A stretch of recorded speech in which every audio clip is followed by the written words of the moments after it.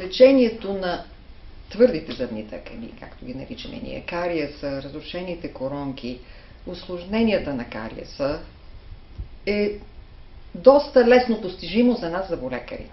Дори да се стигне до напреднала фаза на това разрушаване, успяваме, има методи, има начини да се консервира зъба, да се защити, да се облече в корона, да се включи в мостова конструкция и да бъде използваем за до дълбока старост, в крайна сметка.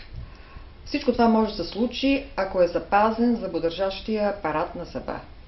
Зъбодържащия апарат на зъба, или както ние го наричаме пародонта, е едно много сложно съоръжение, така да го нареча, гениално измислено от природата.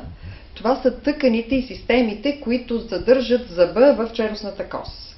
Значи човек не трябва да си представя, че той е неподвижно свързан с костта или закован за костта. Той е свързан с едно така наречено подвижно ставно свързане.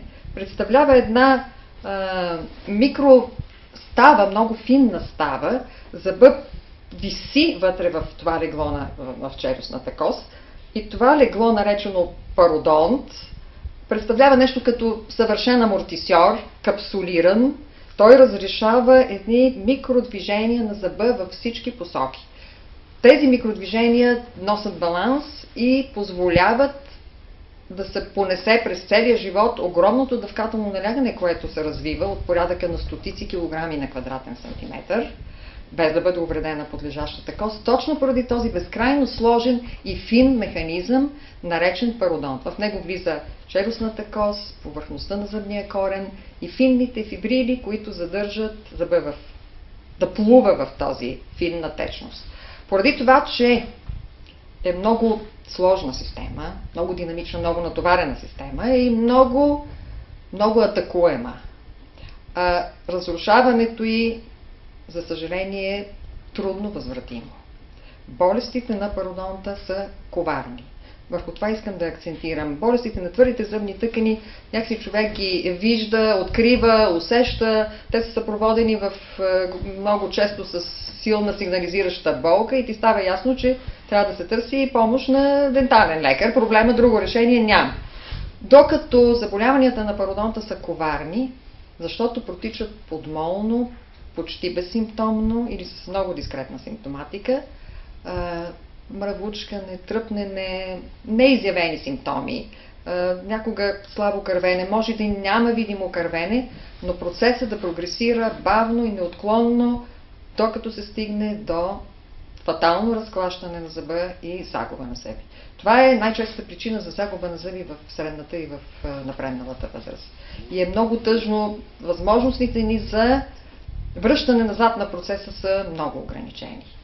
Добре, какво трябва да правят тези хора в тази възраст? Ще ви кажа, не само в тази възраст, и в средна възраст. Първо трябва да акцентират вниманието си върху проблемите на пародонта. Да знаят, че те протичат почти безсимптомно.